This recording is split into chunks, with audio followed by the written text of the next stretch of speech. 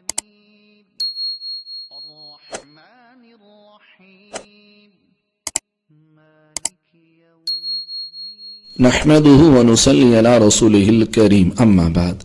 عزیز ساتھیو، اعتکاف کے حوالے سے میں چند فضائل عرض کر دیتا ہوں. حضرت عبداللہ بن عمر رضی اللہ تعالیٰ عنہ فرماتے ہیں کہ حضور اقدس صلی اللہ علیہ وآلہ وسلم ہمیشہ رمضان کے آخری عشرے کا اعتکاف فرمایا کرتے تھے. امی عائشہ رضی اللہ تعالیٰ عنہ فرماتی ہیں کہ حضور رمضان کے آخری عشرے کا اعتکاف تا وقت وفات ہمیشہ کرتے رہے، اور اس کے بعد آپ صلی اللہ علیہ وسلم کے ازواج مطہرات جو ہے وہ بھی اعتکاف کیا کرتی تھی. امی عائشہ رضی اللہ تعالیٰ عنہ سے یہ بھی روایت ہے کہ جو ایمان کے ساتھ ثواب کی نیت سے اعتکاف کرتا ہے اس کے اگلے پچھلے گناہ معاف ہو جاتے ہیں. حضرت ابو ہریرہ رضی اللہ تعالیٰ عنہ فرماتے ہیں کہ حضور علیہ الصلوۃ والسلام رمضان کے آخری عشرے کا اعتکاف ہمیشہ فرماتے تھے، اور جس سال حضور علیہ الصلوۃ والسلام نے اس دنیا سے پردہ فرمایا تو اس سال حضور علیہ الصلوۃ والسلام نے 20 دن کا اعتکاف فرمایا.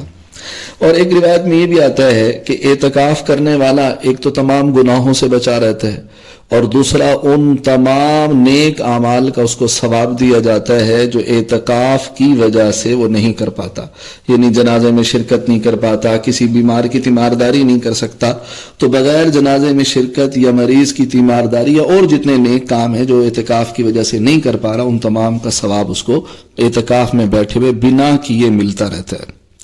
اور ایک روایت میں آتے ہیں کہ جو رمضان کے کسی ایک عشرے کا اعتکاف کرے، یعنی کہ آخری عشرے کا کسی ایک عشرے کا اعتکاف کرے، وہ ایسا ہے گویا کہ اس نے 2 حج اور 2 عمرے ادا کیے. اور جب آخری عشرے کرے گا تو ظاہر ہے کہ سنت بھی ہے. اور ایک روایت میں آتے ہیں کہ جو شخص جو ہے ایک دن کا اعتکاف کرتا ہے، فرمایا اس کے درمیان اللہ رب العزت 3 خندقیں کھول دیتے ہیں اس کے اور جہنم کے درمیان، اور ایک خندق کا فاصلہ زمین اور آسمان کی مسافت کے برابر ہے. اسی طرح ایک روایت میں آتا ہے کہ جو شخص مغرب سے عشاء تک مسجد کے اندر اعتکاف کرے، یعنی صرف مغرب سے لے کر عشاء تک، اور اس میں وہ قرآن پڑھے، تلاوت کرے، ذکر اذکار کرے، باتیں نہ کرے، تو فرمایا اس کے لیے جنت کے اندر ایک محل بنا دیا جاتا ہے. اگر رمضان کے اندر مغرب سے عشاء تک آدمی ٹھہرے تو اس کو 70 محل اس کے لیے جنت کے اندر بنا دیے جاتے ہیں. تو عزیز ساتھیو، اصل تو اعتکاف کا مقصد یہ ہے کہ ہمارا دل، ہماری روح اللہ رب العزت کی ذات کے ساتھ وابستہ ہو جائے. آج ہمارا لوگوں کے ساتھ دل لگتا ہے، لوگوں سے گپ شپ لگانے کو دل کرتا ہے، کوئی فیس بک دیکھ کے دل لگا رہا ہے، کوئی یوٹیوب پہ لگا ہوا ہے، کوئی کہاں لگا ہوا ہے.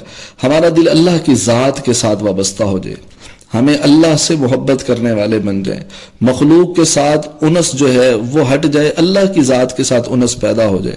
جب اللہ کے ساتھ ہی انس پیدا ہو جائے گا تو قبر کے اندر بھی یہی کام آئے گا. عزیز ساتھیو، جی ڈھونڈتا ہے پھر وہی فرصت کے رات دن، بیٹھا رہوں تصور جانا کیے ہوئے.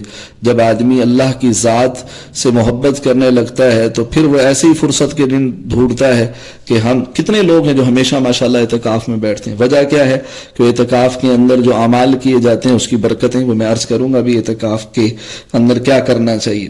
تو بھائی، اللہ کی ذات کو راضی کرنے کے لیے، اللہ کو پانے کے لیے اعتکاف ہوتا ہے. اصل تو یہ ہے کہ عاشق جو ہے وہ اپنے محبوب کے در کے اوپر آ کے بیٹھ گیا ہے کہ مجھے محبوب چاہیے.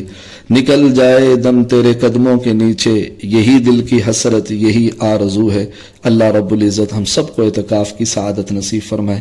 والسلام علیکم ورحمۃ اللہ وبرکاتہ.